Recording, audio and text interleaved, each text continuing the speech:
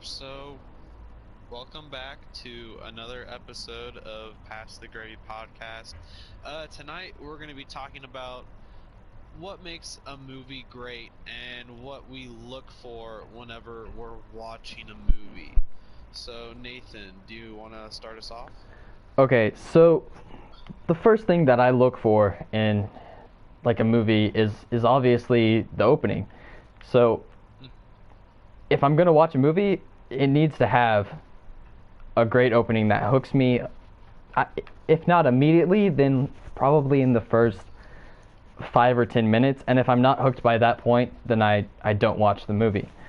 So, um, There are so many movies that like I do the same thing. Like if it doesn't engage me within like the first 10 to 20 minutes, then like there's really not a reason to keep watching it, yeah, you know? at that time, it's just a waste of time. Mhm. So, one the first good opening scene that I thought of, like when I was trying to think of examples, was the Goonies. Mhm. And so that the way that movie opens up is like it shows up on the main antagonist, and so there's one of the antagonists, and he's in prison, and the cop goes into his cell and sees him, and he's thinks he's dead, and so it turns out he's just playing dead, and so it's this whole escape plan, and the escape car shows up. They put gasoline around the police station, and then the guy gets in the car, and they shoot the gasoline so it sparks flames, and the police can't get out. And then there's this whole chase sequence that happens with the cars. And as the chase goes down, like we cut away from the antagonist, and we're just shown some of the side characters, the side protagonists, and like during that, you can just see the car chase happening in the background of those scenes, and so it plays off like really humorously, um, and like those scenes also show us who the characters are. Like it shows Data and his inventiveness and stuff, and it shows off all of their personalities, which I really think is just a great way for a scene to open up, is setting up these characters and establishing who they are so that we don't have to guess about what their motives are and what kind of a person they are. Mhm. And same thing with the bad guys too. And then it kind of chills out, and we're shown the main character and his everyday life. And then not soon after that, we learn what the entire plot of the movie is about, which is finding the treasure and stuff. So Mhm. it's just about perfect in the sense of establishing the world and the characters inside the world. And I think that's why I think it's a great opening scene. The first opening scene that I think of that I think is really great is the opening scene to Inglorious Bastards because it sets up the villain of the movie so perfectly, and it's very intense the entire time, and you're engaged the entire time. Like I remember when I first started watching it, and it like opens up on a farmer. It's like once upon a time in Nazi occupied France, which is already like kind of a funny or kind of ironic beginning to a movie because when you think of Once Upon a Time, you think of like a fairy tale, but then it's in Nazi occupied France, so it's like, okay, well, let's see where this goes. But then you're introduced to this farmer and the Jew hunter, and so you're kind of wondering the entire time why he's there, and then just slowly throughout the scene the tension builds, and the antagonist is like calm and collected the entire time, which is more frightening than if he was yelling and like slamming the table Yeah. and yelling, you know. And it's just very intense the entire time, and just the buildup of pressure is amazing, and it introduces the protagonist without you really realizing it. Because when I first watched Inglorious Bastards, I thought it was just gonna be Brad Pitt killing Nazis. Hmm. You know, I wish it was it's like that, but what we got is a lot better, I think. hmm like I thought it was gonna be like just him just going around to like internment camps and just killing Nazis, and it was just gonna be like a just like a team. Like the first half was gonna be them getting the team together and them like pulling a heist to free like an internment camp or something. That's what I thought it was gonna be. But I mean, I think I liked the version of the movie that we got better, because I think it would have felt really disingenuous if it was what I thought it was gonna be. Hmm. But so all right, what's your second note that you have?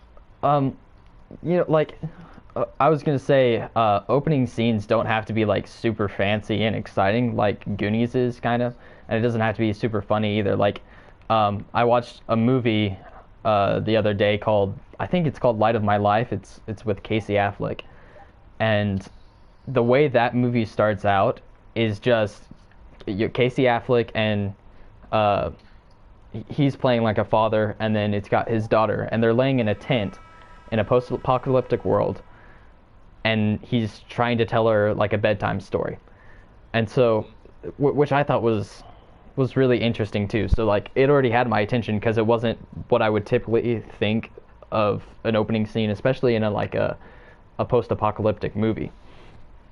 And so it's really the dialogue in that scene that hooked me, because the way that Casey Affleck's character talked, it was like it was just so realistic and what you would expect when like you're trying to come up with a story right on the spot.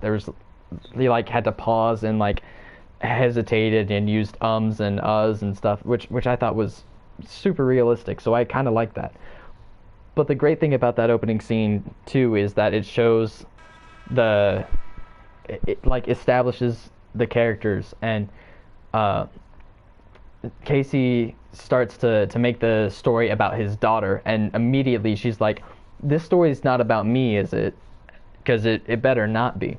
And he's like, "No, of course it's not about you. It's about And then he makes something else up on the spot, and so she's constantly calling him out on his storytelling and stuff, and so he has to be like, "Oh, no, it's not a story about that. It's a story about this," and so uh, which makes you realize that like the daughter doesn't really think, or feels like her father is babying her too much, and that she can't think for herself, and all that stuff. And then it shows the father struggling to do his best to take care of his daughter, and then later out we find out it's more of a challenge than making up a story off the bat, since they're in a post-apocalyptic world. So I really love the way that movie turned out, and it's a pretty slow movie, but I really enjoyed it. So other great opening scenes in movies, 10 Things I Hate About You has a really good opener. It's really funny too. Of course, Up has an amazing opening Oh my scene. gosh, It yeah. makes me cry almost every time. Star Wars: A New Hope and Inglorious Bastards are the other movies on the list of great opening scenes that I had. So I think Marriage Story and Up yes, are really great at at like telling you like an entire like story, like an entire like story of of a relationship, and it feels so real and genuine. Like the beginning of Marriage Story, when it's just Adam Driver and Scarlett Johansson and their list of what they love about each other. My gosh, that is gold. You yes, know that I don't think there will ever be another opening like that. It is just so perfect. Like I can't think of a single fault with it. It goes on for the for the right amount of time, and it sets up all of the character, like the Adam Driver, Scarlett Johansson, and their son's character perfectly, Mm-hmm.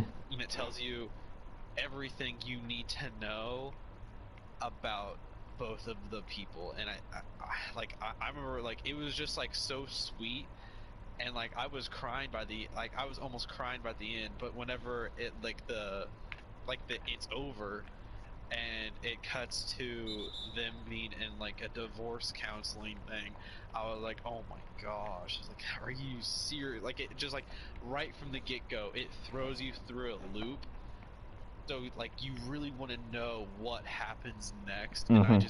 I really love that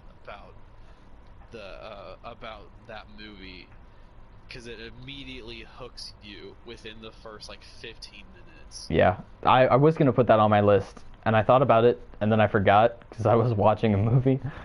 And Hmm. but yes, that is another amazing opening scene. Yeah. Next, what I have when I look for a movie is immersion, or like escapism. It's just being able to find yourself, like to immerse yourself into another world, whether it's fictional or it's just our world but another time or another place, you know? Like, I want to feel like I'm in the movie alongside the characters, Yeah, you know? And like movies, and like how, like, pretty much how you do this with this setting is to make the characters and just the place that they're at fleshed out and realistic, you know? I mean, what the movies that do this the best are like Lord of the Rings, you know? amazing. Right from the get-go, I'm always, no matter what, I'm always immersed into the world of Middle Earth, and I just want to live there, and I want to be with these characters. Like, if if I could, I would live in Hobbiton and be a hobbit. No You question know, like, about it. it would just be so peaceful, and it's just so beautiful. Like, just just filming it in New Zealand, where it's just so green and full of life, was perfect. I mean, I think the only I honestly can't imagine Lord of the Rings being filmed anywhere else. Like, maybe like Ireland or Scotland or something, but I mean, just the just like the backdrop of Middle Earth, and everything looks so detailed. Like, every hobbit hole looks like someone lives there, Hmm. which is kind of funny because in the original Lord of the Rings, like, that was all, like, there was all a fake set, you know, until they made the Hobbit movies. But I mean, I don't know, like every hobbit hole looks like there's like a hobbit inside, and they're having tea or something, you know. Hmm. And you just want to know everything about it. I mean, and that's just only one place in the movie. You know, that doesn't even come, like I don't even know what to say, like, because you want to explore everywhere.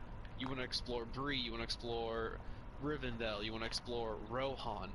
You just want to know more about these people and their culture, you know. And it feels lived in too. Like, Yeah. and just because there's so many people everywhere, and how they did that, they just picked up New Zealanders just off of farms and stuff. It's like, hey, would you like to be in a movie? And so like all those New Zealanders came down and got in costumes and stuff and were in the movie.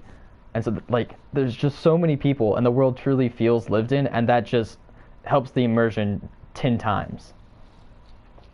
That's one of the things that I always have a problem with, if like a sci-fi or a fantasy show doesn't do that, if the world doesn't look lived in. Like the Narnia movies, the the places look so shiny and so new. Like, I just don't buy, like, that it's supposed to be like a medieval society or whatever. Like, it doesn't look right. Or there's Netflix came out with this show called A Letter to the King, and everything looks too new and too nice. You know, it doesn't look lived in. It doesn't look like a real place. You know. Yeah. And I mean, even another movie that does that really well is Star Wars, like the original Star Wars, because every alien has a story, and every set and every place you go to looks like it could exist somewhere, you know? Yeah.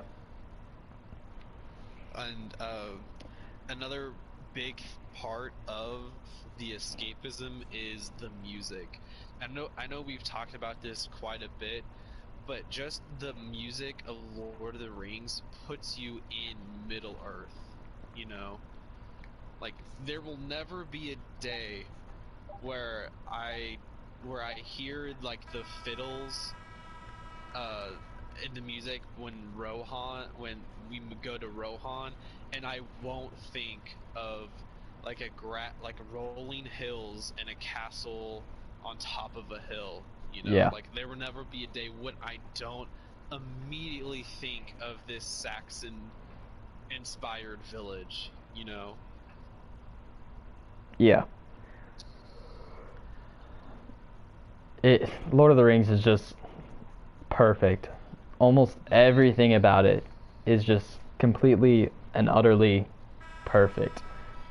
So is that all you have to say about immersion and No, stuff? like I have some more notes about Okay. music, because is music is like I have this in my notes, is like music is kind of like writing. If it's just okay, you don't really think about it, but if it's really great, then like it's like it almost like that's all you can think about whenever you're watching a scene. And music should either put you in the world, or or to introduce a character, or to make you feel like you're the one in the scene. Like one of my favorite examples is Indiana Jones, because every time I hear that scene, I feel like I'm the one running away from the boulder, you know, in the first movie. Yeah. Like the music, John Williams is really great at that, because he does that in Star Wars too, where like say I don't remember the song, but it's in Return of the Jedi at the very end when Luke is fighting Vader, and it's very operatic, and you can hear like chanting or something. Mhm. Like it makes you feel like you're the one fighting Darth Vader, if Yes. that makes sense. Yeah. Or even like Duel of Fates, that makes you feel like you're the one trying to fight Darth Maul, and it's this new threat that you've never had before. And like even Pirates of the Caribbean, which I am not a huge fan of, like I like the first movie, but there will never be a time when I don't hear the the swashbuckling music and not feel like I'm Jack Sparrow trying to fight someone with a sword, Yeah. you know? There will never be a time like it's so frustrating because people because if the music is just okay, no one thinks about it. It just flies over your head, you Mhm. know? But it's so frustrating because music can is that little is like the cherry on top. If you can get the writing, the characters, the setting, everything else down, but if the music doesn't work, it feels kind of empty, if that makes sense. Yeah. That's so You true. know? Mm-hmm. But I mean, also the Rocky theme. Oh. Nothing will Yes. get me as pumped as "Gonna Fly Now." You know, I don't it know. makes you The feel the like Rocky Ford training montage music gets me real pumped.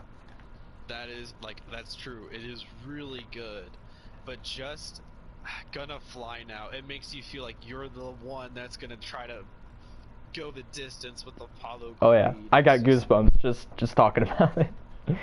And I think I've I think I've talked about this before whenever we were talking about our favorite movies, but just the song is called "The Final Bell," but it's when the fight is over and like the music swells, and like it's when Adrian's like, "I love you, Rocky," and he's like, "Adrian," and he's like, Yeah. "Adrian," and like the music swells, like oh my gosh, like I have goosebumps and like my heart is racing just thinking about it. Because if that music wasn't there, or if it was any less, that like it would not feel so triumphant. Yeah.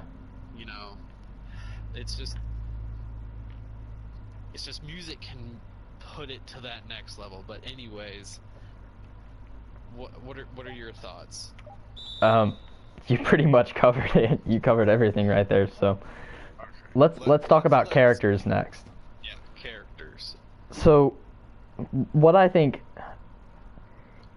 a movie has to have good characters. It has to have characters that are interesting and characters that are relatable. Because if we can't relate to them or if we don't find them interesting, then we're not going to care for them. And in order for us to keep watching the movie, we have to care for the characters or care for the plot. But so what characters are some of your favorites? The most relatable thing, the first one that always pops out to me is Spider-Man.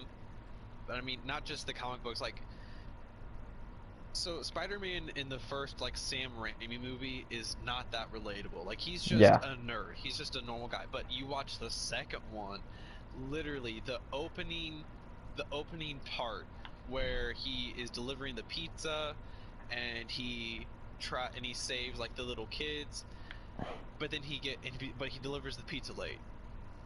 He's late and he gets fired. He tries to go, I think next he tries to go to class, but he's late again, and he's been told that he's failing school. So then, like, I think after that he goes home. I haven't watched it in a while, but he goes home and there's like a birthday party for him, and everything is fine, but then Harry brings up how Spider-Man killed his father, or he believes that Spider-Man killed his father. And so not only is his birthday kind of ruined, but after that, he finds out that Aunt May's behind on her bills. And then she tries to give him money, and then he's like, "No, Aunt May." And then she starts crying and she breaks down. She's like, "It's not much, just take it." But then she brings up Uncle Ben's death, and not only do you have that, but right after, which is the cherry on top for the scene, he tries to go back to his apartment, but then the super of the apartment or whatever is like, "Where's my rent?" And then he takes the $20 that he was just given for his birthday.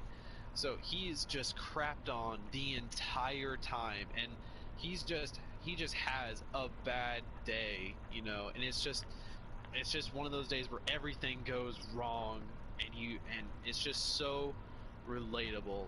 It's like Peter Parker is human just like everyone. It's not like Iron Man, where he may have some problems, but at the end of the day, he's a millionaire. He doesn't really have to worry about a whole lot, Yeah. But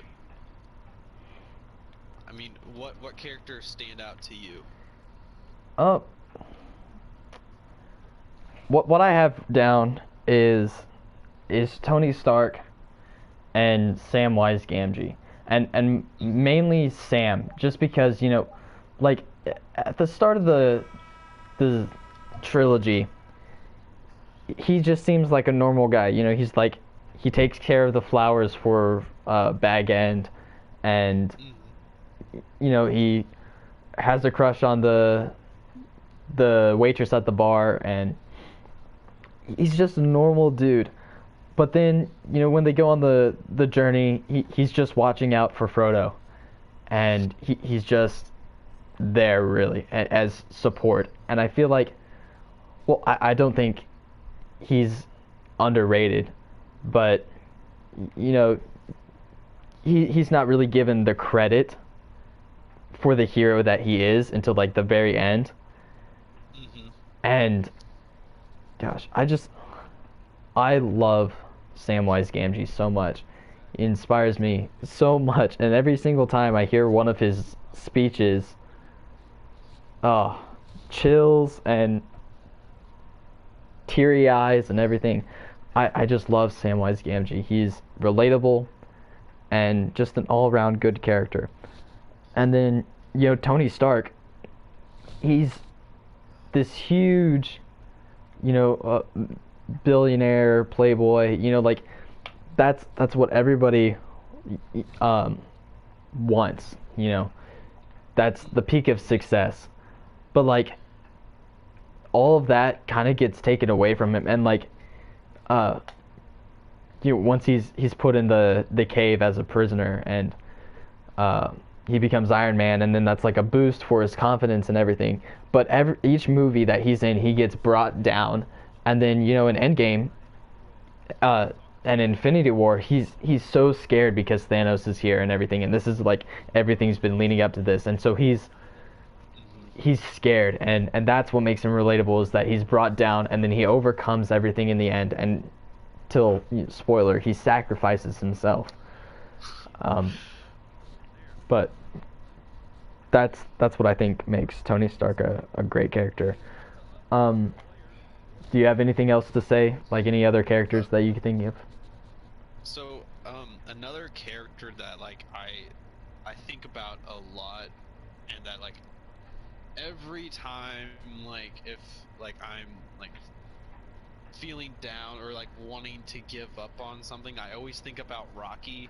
Mm-hmm. Like it's interesting because I watched Rocky at a really weird time, like a couple years ago, because I had just gotten my concussions, and I was told like I couldn't play that year, and I was out, and like it was just like a really bad time because like my sister had moved out, and like she was my best friend, and I was told, and like the beginning of the school year started, and I couldn't play football, but just I watched the first Rocky movie, and just something about this guy who was going to give it his all, and just to go the distance. Like, spoiler alert for a movie that's been out since 1976, but like he doesn't win in the end, but like he may not have technically won the fight, but he is the winner of the battle, if it makes sense, because he went the distance when nobody thought he could,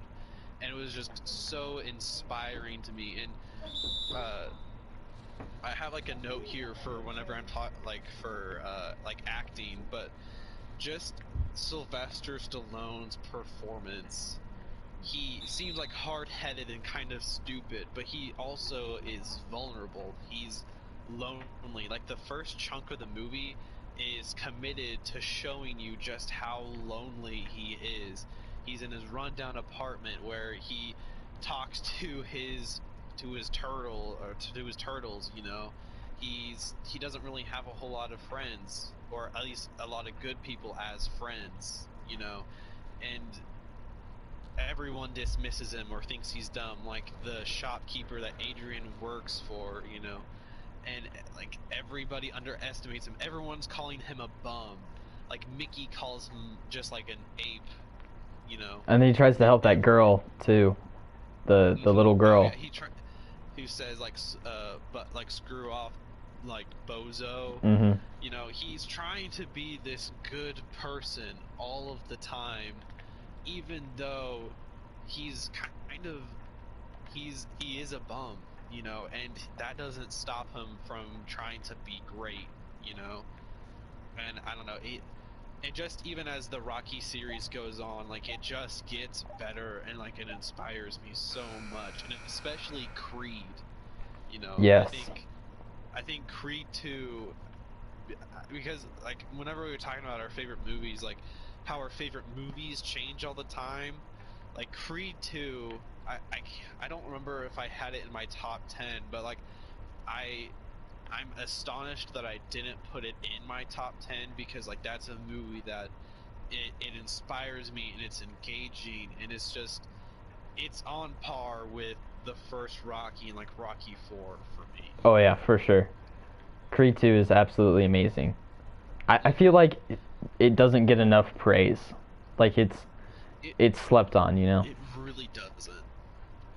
Which is, I just don't understand, because it has Michael B. Jordan, it has Tessa Thompson, it has Sylvester Stallone, it has Dolph Lundgren in it, and it's like it's more of a sequel to Rocky 4 than Rocky 5, you know. Yeah.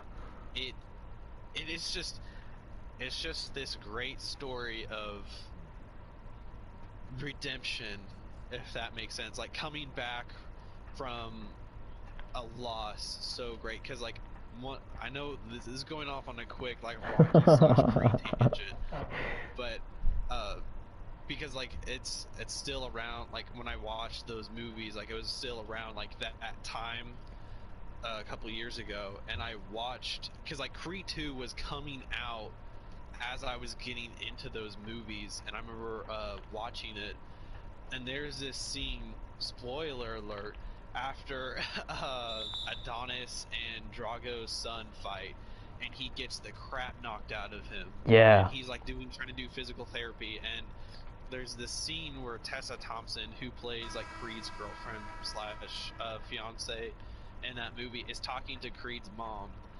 and like Tessa Thompson is like, oh, he doesn't eat, he barely sleeps, like he doesn't talk a lot anymore. And then Creed's mom is like, says like, you've been in his corner this entire time, but he's in a place right now where only he can get himself out of. And like, I don't know, just something about that interaction alone just like make like I relate to, and it makes me like feel so vulnerable and emotional, and it's seriously one of the most underrated scenes in those movies. But Yeah, that movie made me cry like a little baby. I think all of the Rocky movies have made me cry. Besides, the only reason I would cry for Rocky 5 is because I just was so disappointed. Because it's like I can't stand that movie. Like I will watch any of the other Rocky movies all day except for that one. It just That's Mrs. Mayberry's favorite Rocky movie. You kidding? Yeah, I was talking with her at A plus, and she asked me which Rocky movie was my favorite, and I said 4, of course, and she was like, "Oh no, we're at odds here, because I like Rocky 5," and I was like, "What? No way." All of that respect. No, I'm joking. But that movie is not good. Okay. Yeah. Anyways, back to do you have any more characters that stand out to you? I would need time to think on that, but I won't need time to list off some qualities that I think a good character should have. So, Okay. And those qualities are, like, in order for a character to be interesting, it should be somebody that, we want to be like Han Solo, or Tony Stark, for example, or even Indiana Jones. Like, we all want to be those really cool, confident and smart, sarcastic characters. Princess Leia. Some people, in the good, the bad, and the ugly. Like, we want to be gunslingers and stuff. So it's characters who we want to be. Another quality, or do you want to expand on that at all? Or are you trying to say like characters that we can live through? Yes. If that makes sense, yeah. Yes. Like characters that you want to go dressed up as for Halloween and stuff because you idolize those characters. Then that's another important thing for like movies and characters is like costume design. Yeah. That's something I don't have written down, but it's important. It is. It really is. And Lord of the Rings is another. It's just a great example for everything. But anyways, another quality, is somebody that we can relate to, like Peter Parker, and Sam Gamgee. Someone who inspires us is another quality that a good character needs to have. They need to be able to. They don't have to necessarily make inspirational speeches, but like through their actions they can inspire us. Like Um, like maybe some kind of indie film where, like in Marriage Story, for example, you know, they're both at odds, but even though they're at odds, they're at the end they are able to find, you know, uh, A common ground. right, and they're able to put the differences aside, the arguments away, and just live life, you know. And so that can be inspiring in its own way. Um, and then the last quality is depth. Now, there's simple characters are okay, but like what really makes a character interesting is if they have depth. So, and I think that's important too. Are there any qualities that you can think of? Um, I like characters that never give up, like Rocky, or not Luke Skywalker anymore, but just I like seeing like Spider-Man. You know, I love these characters that no matter what, like they will not give up. You know, no matter how many times they're knocked down, no how many times they lose everything, they will still fight the good fight. And like Captain America, literally, I can do this all day. Like that is his like years from now, that will be like his most iconic line, Hmm. you know. Like long after we're gone and everything, I feel like people will still remember that, you know. And just these characters, and another example, which is ironically another superhero, is Superman from the classic Christopher Reeve Superman movie, which is one of Yeah. my favorite movies. It's just no matter what, he's not gonna give up. Like Lois dies, and spoiler alert from a movie that's been out since like 1970 something, but like he doesn't give up. He flies around the earth to make time go backwards. It's kind of dumb, but I mean it's just another example of like he won't give up. You know, like if he can save someone, he's going to do it. You know, I don't know. It's just I really like Superman was like my first favorite superhero, and just to see like a character on screen just never give up. Like he's always gonna fight the good fight, you know, even if it's gonna be like the death of him. You know, I really love that about these characters. Like one of my favorite characters, that they're just gonna do whatever they can. Hmm. But uh, next, like I want to talk about writing. You know, like what is good writing?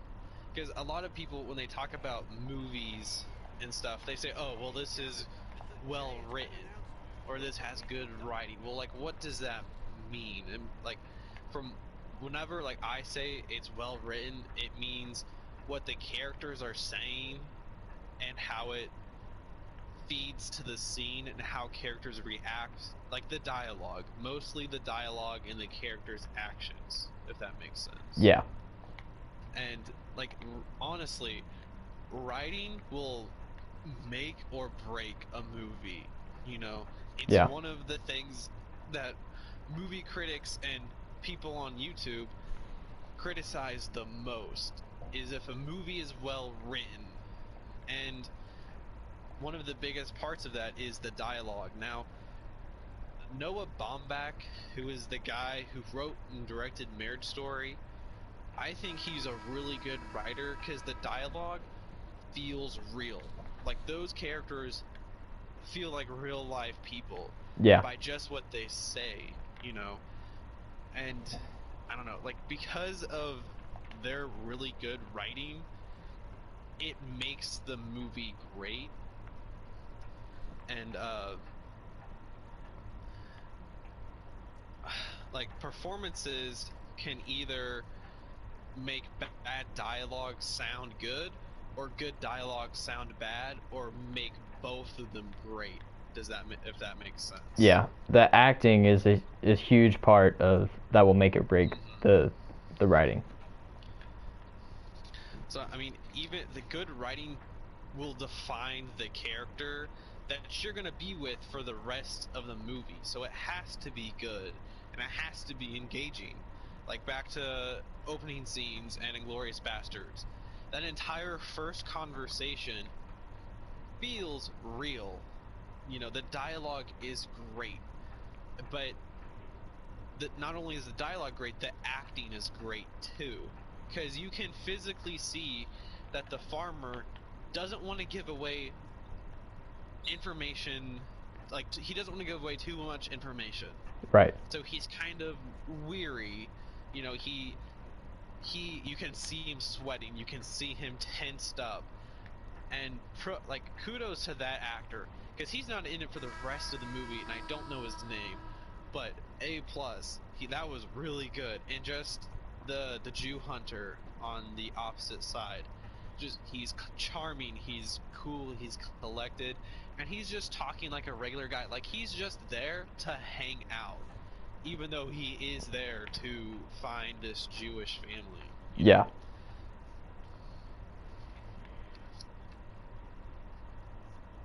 But I mean, good writing can make a character iconic. Like kind of how I was talking with Rocky about Rocky earlier. Without Sylvester Stallone, like, the dialogue would have been good. It would have been real. It would have been grounded. But without Sylvester Stallone, like, his acting, it wouldn't have felt real, if that makes sense. Like, Yeah. I can't picture anyone else in that role, and that's so true for these other characters that we've talked about. Like, I can't see anyone else as Sam Gamgee, just because he makes the dialogue real and he makes it sound natural. Mm-hmm. You know. What I think of, like, with the writing, like, the way that it should be written isn't like you focus on the plot. You have like a simple plot, and then you have the characters in your story develop the plot from there. So, like, the simpler the story is, the better. But it's those characters and their decisions that create the story, rather than just the story being there and the characters going along for the ride. You know, that's my opinion of how stories should be written. Yeah. And like, I've written, like, I have a couple of examples of good performances but bad dialogue. So, like, the original Star Wars, Yeah. those movies are notorious, or no, they're famous for having bad dialogue, and it's kind of true. Like, if you think about what the characters are saying, none of it sounds natural. Like, nobody sounds like an actual human being, but the actors in the movie have such good charisma and such good delivery. Like, my example here is Harrison Ford. If Harrison Ford pulls off this, like, cocky, cool-headed character, even though the dialogue is weird, you know, he pulls it off amazing. Like, he makes the character, like, just because of his, like, those are the original movies lived by the charisma of the actors, you Yeah. know. Like, you just want to watch these people on screen go on these adventures, and you're just in, you want to be there to see what happens, you know. Yeah. So my other example is where the writing is better than the movie that is in, is Titanic, because I'm not a big fan of that movie. I really just don't like it. But the dialogue of the characters isn't bad. It's the performances that feel off to me. Like, it doesn't feel, the chemistry between, like, Leonardo DiCaprio and, like, Kate Winslet doesn't feel like a real life couple. Like, they don't like have that type of chemistry that you would expect from, like, a passionate couple, if that makes sense. Yeah. You know, like, they just don't have that back and forth, in that, like, they have charisma, but it doesn't feed off of each other, and it kind of feels off. Yeah. So, do you have any examples that stand out to you, like, for, like, either good writing, bad acting, or good acting, bad writing, or just or some that just meet halfway and are really great? Mm, I'd really have to think about that. Um, hmm. I'm sure if I had time, I would think of one, and I might think of that later on, and we can come back to that. Um, Hmm. I was gonna say something though. Um, like another thing is like with dialogue, like the dialogue has to fit the setting too. And so if the dialogue doesn't fit the setting, then it kind of takes away from the immersion too. Like Yeah. if Lord of the Rings was using, you know, slang from our world right now, that would just be weird. So, Hmm. so there are some movies where the dialogue doesn't quite fit, like in Star Wars: The Last Jedi. Yeah. There's one, you know, it doesn't make sense for your mama jokes to be in Star Wars and all these Oh my God. different Marvel-esque humor. It, Hmm. it's it was just odd and like everything he, like everything that Rey says in that movie just like her acting in that movie is just off to me. Like Hmm. have you noticed that like every time she says something it's just it doesn't sound right, at least to my ears. There's just something weird about it. And Luke It feels like Skywalker she's a too. different Like, character from The Force Awakens. yeah, You know. it's really weird. Um, I like Mark Hamill's acting in that. I think the script is bad there, the dialogue is bad for him, but that's one of the cases where I think the acting kind of saves it a little bit because Hmm. Mark Hamill is phenomenal and not just in live action but in animation as a voice actor too. Um, Hmm. he's fantastic. Um, He is the most. I think he's the best version of the Joker. yeah. You know, like when if I read Batman comics and the Joker appears, I think of Mark Hamill's voice. Like I don't think of like Heath Ledger uh or like Joaquin Phoenix or whatever. I think of Mark Hamill's voice. Yes. You know, just because he is just so iconic with it, and he's so into it. You know, like Hmm. you feel like he is kind of going crazy in the booth recording his lines. It's amazing. Yeah. But Um, so yeah. What's the next thing that you look for in a movie? uh, pacing. Pacing is one of the biggest things when I'm watching a movie, And Rise of and Skywalker hurts so badly from that. it's too fast. It's either way too fast or way too slow. Hmm. But I don't want to go off on a tangent about Rise of Yeah. Skywalker. But pacing is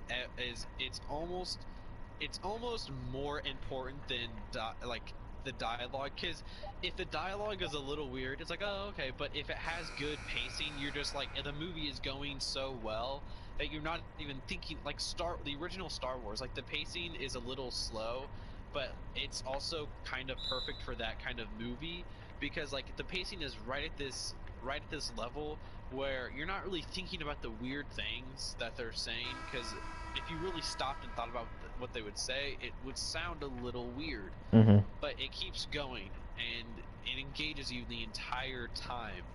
And like how I was talking about earlier with immersion, you know, like if the movie is well paced, it will keep you from looking at your phone while you're watching it.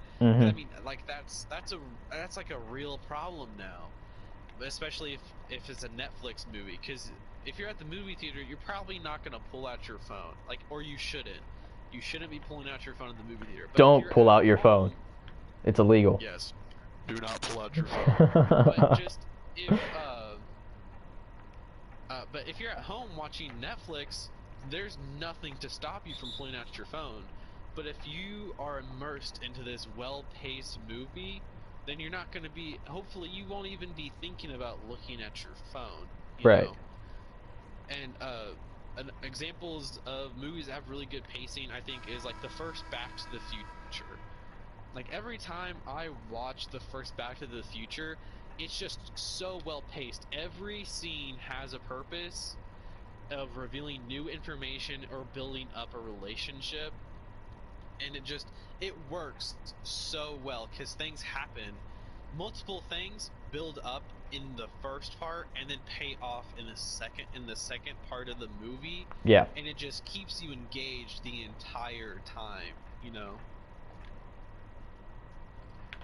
And like and also with pacing, sometimes a movie does need slower pacing to build up the characters, the relationships, or the world.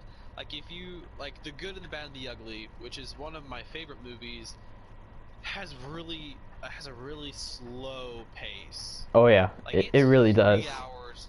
It's like 2.5 to almost 3 hours long, and it has this slow pace. But I mean, it's like that, so you spend more time with these characters, and you get more chemistry between Clint Eastwood and I can't remember the name of the other actor. You know, but you're with them more, and you need to see their relationship because it's kind of a relationship built on deceit, you know. Yeah. And you need that time to kind of build that up. And so yeah. Or like another example would be Lawrence of Arabia. That movie is very slowly paced. I think it's mostly because it's supposed to be more about like a passage of time happening, Mhm. you know. But Because what that are movie has an intermission in it. it does like a lot of like old long, because like the genre is called epic, so it's like lots of characters, big set pieces, and they're usually very long, like Lawrence of Mhm. Arabia, the Ten Commandments, the old Ben-Hur, and so yeah, usually, and they're very slow paced, and it's like reading a really big novel almost. But Yeah. so what, do you have any thoughts? I mean, pacing is it's super important because, like you said, if it's too slow, people are just gonna pull out their phones and start scrolling through social media. Or, I mean, sometimes I know that if I'm bored by a movie, I'll just keep it as background noise, and I'll even start watching something on YouTube while the background noise from the movie is going on as well. So, and if it's too fast, you can't, take in everything that's going on. It gets confusing, and it's kind of annoying because you don't have time to just think about everything that's just happened. Because that was the problem with Rise of Skywalker. Um, but yeah, pacing is very important. What's next? What's next? I was gonna talk about acting, but we have talked about that quite a bit. Yeah. But I mean, it's kind of beautiful how an actor can just make a character come to life. You know, it's kind of beautiful how there are some actors that were just born to play that role. Like we keep talking about, like I keep talking about Rocky, but like Sylvester Stallone, like I can't imagine anyone else having that hard-headed charisma with vulnerability, you Yeah. know. And it's kind of weird now because like all these superhero movies are coming out, and every couple years there's a new Batman or there's a new Spider-Man, and it's weird because everyone has their own favorite version of that character, you know. But I mean, they're just like Hugh Jackman as Wolverine. Like, while I want there to be a new Wolverine for the Marvel movies, like I don't think I will ever see anyone else the same way, if that Richard makes sense. Armitage. I That is my pick. I really want him to play Wolverine. Because Wolverine is supposed. I'm sorry, this is a quick Wolverine tangent. Wolverine is supposed to be like 5'6", 5'5". He's supposed to be short. Well, Hugh Jackman is like 6 something, right? And they already made Richard Armitage look short in the Hobbit movies because he was supposed to be a dwarf. So, and he could pull off that gruzzled, begrudging, like cool guy character that Wolverine is supposed to be, and he looks good in a beard, you know. In the Lovely Hobbit, beard. he has a beard. Now just shave the goatee part and leave him in the sideburns, and then boom, he's Wolverine, and he would be great. Absolutely. Anyways, we so idea. We should have. I have this. Okay, so I have an idea where we get like a list of like superheroes. This could totally be an idea for a different podcast episode. Where we get a list of superheroes or something, And just recast them? Yeah, like I was listening to this one podcast earlier, and they were doing that, but they called it the Marvel Draft because they did it like like the NFL or the NBA draft, and they just like had these characters, and they're like, oh well, I picked John Krasinski to be Mr. Fantastic. Or whatever. Anyways, back to what we look for whenever we watch movies. Yes. And we were talking about acting. Like Nathan, who like what characters and their actors do you think are the best at like just portraying their character, if that makes sense? You know, Adam Driver in any movie he's in, any character, he's phenomenal actor right there. One of my all-time favorites. You know, Ian McGregor as Obi-Wan Kenobi. Oh my god. Can't replace that. Ian McKellen as, you know, even like as Magneto, but most importantly Gandalf. Let's see. I'm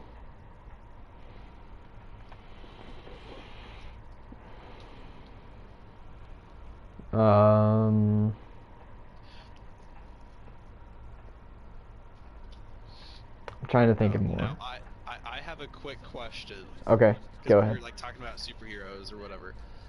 Who is your favorite version of Peter Parker? Tom Holland. For movies. Tom Holland.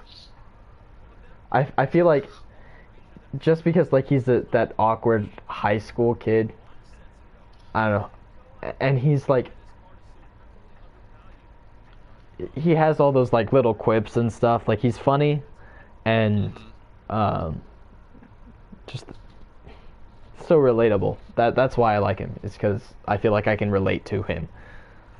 So, but yeah, Okay, Tom Holland. What about you? Which one's yours? For me, it's my favorite is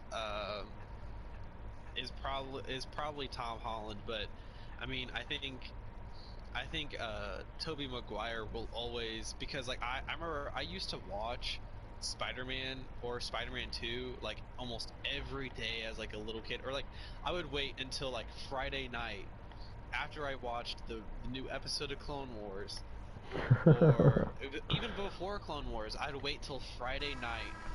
And back when I was little, a lot of times on Friday night, we would save up like the little cardboard coupons that you would get on the side of like Casey's Pizza, and like every once in a while we would have like a pizza night, and I would save my Spider-Man movie, and because my sister had like this small box like TV in her room, and while they were out in the living room watching something else, I would go in there and I'd have like my little plate of pizza, and I would just watch Spider-Man, and I loved it. It was like a tradition almost that happened like almost every Friday for me, or because I remember I was maybe 4 or 5, and somebody gave the movies to me for my birthday, like the first 2, and I don't know why, but like I just kept watching them over and over and over again.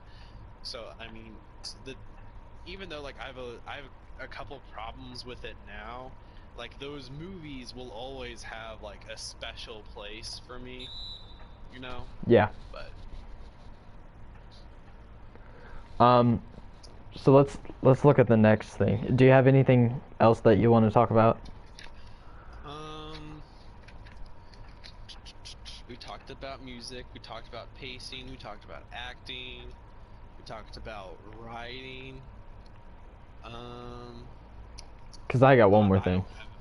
Okay, go for it. Okay, so one of the things that I look for in a movie is like how experimental they get with, you know, the the films, how innovative, the new things. Like, what does the movie bring to the table that's new, um, and what the creativity of it. So, hold on, I'm gonna pause my game so I can read off my notes. Like, does it experiment with camera shots? Improvements to special effects, like like the prequels, the Star Wars prequels, and Lord of the Rings and Pirates of the Caribbean were all in that like era where CGI was being experimented with and people were doing bigger and better things with CGI to the point where, you know, now today you can hardly come across a movie that doesn't have, a whole lot of CGI in it, which is kind of sad because I miss practical effects, but you know, that's a whole nother topic. New spins on old techniques. Does the movie defy the regular formula for movies? Because I feel like most is this like the hero's journey. That's like the most used storytelling device. So Hmm. does it experiment with that, put a twist on it, or just completely create something new? How unique is it? Like Scott Pilgrim, I think of is one of those more unique movies, just the way that it's shot and how it's like a comic book almost, in the sense like a or like a video game because it shows like the characters and then has like the name at the bottom of the screen and has like that little freeze frame, um, and realism like with the dialogue. Does the dialogue fit the setting that the world is in, and does the world feel lived in? Um, and like some examples of creativities like the Dark Crystal, because nobody had done anything like that, where it's just like pure puppetry, and this huge expansive fantasy world, and it's just all puppets, and it it feels lived into, especially the TV show, the Age of Resistance or whatever. Like that world feels so alive, and it's all just puppets, and I feel like that is a huge and amazing feat. Um, Fantastic Mr. Fox. I love Fantastic Mr. Fox so Oh much. my gosh, that movie. No one else in my family likes it, but I think that movie is freaking It hilarious. is so funny, but like that world too feels lived in, and just the setting and the way that the world works, and like yeah, the animals and the humans can understand each other, and every time they cuss, they say the word cuss instead of the actual word. Oh, Hmm. it's just it's fantastic. Oh my god. um, but yeah, so like innovation and creativity is one of the big things that I look for in a movie. A Quiet Place is another example. Oh, that was so freaking There's good. hardly any talking in that, yet the film works so well. Hmm. That's No, now I have a question. uh huh. Is a quiet place a thriller or is it a horror? I think it's a hmm. I think it's more of a thriller, not so much a horror because like I don't, you could definitely debate about it, but like one of the things that takes away from the horror aspect is the fact that you see the monsters so early on, and so that kind of takes away from the immersion or the scariness of it, not the immersion, but like it takes away from how scary the monsters are. And so I think it's more of a thriller because it just slowly builds up to that moment. It's more, I don't know. It doesn't have what you would think or expect from a horror movie. So I think it's more of a thriller. But Okay. yeah, if that answers your question. Okay. Um, Because I've asked a couple people, and some of them say, "Oh, it's a thriller." Some of them say, "Oh, it's a horror." But I wanted to see what you thought. yeah, it's debatable. You can make an argument there.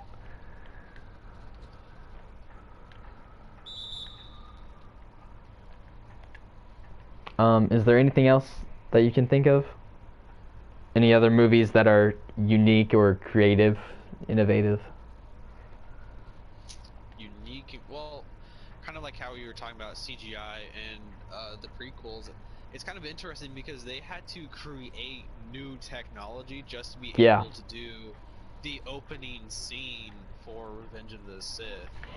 You know, and I think that's always something that's always been kind of interesting about Lucasfilm, is that they've always been trying to push the agenda, just trying to make new technology for storytelling. And I think that's really cool. And like Jar Jar Binks, I'm pretty sure was like one of the first, if not the first, like fully CGI characters to be in a movie. And then Gollum shortly came after that, and then after that is the Barbossa and his crew in Pirates of the Caribbean, the first one. Caribbean, however you pronounce it. But yeah, like that's one of the things I love about Star Wars is that like each of the trilogies pushes like the way movies are made. Because in the original trilogy, like a space opera hadn't really been done before. Not the way that Star Wars took it, And then with the prequels, like it took CGI to an entirely new level and allowed us to get to the point in the film industry where we can create massive cities and big giant armies just out of CGI and these amazing looking creatures. It's like it's really insane just everything that you can do with CGI. You can like it just expanded everything, like anything you can imagine could be done with CGI. And that's just amazing in and of itself that Star Wars allowed us to be able to do that. So is there any other examples you can think of? No, nothing that comes to mind. All right. Is there anything else that you would like to say before we go ahead and end this? No, I think I'm good. Okay. Well, before I stop the broadcast, I would like to say, what was your idea that you had earlier, Darwin? It's like, Oh, my idea. Okay. yeah. So, a long time ago, Nathan and me were talking, and we were talking about this. Nathan had this idea where we could both watch different movies, and then on the podcast we could talk about them and like kind of give like a review, like kind of like book report type thing. Well, I was thinking to make it more interactive to the viewer and the listeners, you guys, that we would that like every week we would like on the Instagram we would put like what movie should we review, and then that week if we have the resources to and if we can, we would watch that movie, and then later that week we would review it and we would have a discussion about it on the live stream. So I mean, if you guys think that's a good idea, just try to contact us either on the Instagram or on YouTube if you can, your ideas. I think I'm gonna put a question thing up either later or tomorrow and see what movie we're gonna do first. So Yeah. So definitely let us know what movie you guys want us to review, and we'll do that. I think that that'll be a lot of fun. You know, it'll help us to, expand our library of films that we've watched, and um, I think it'll be fun for the viewers too. So, well, I think that'll do it for this Pass the Gravy podcast. So, until next time.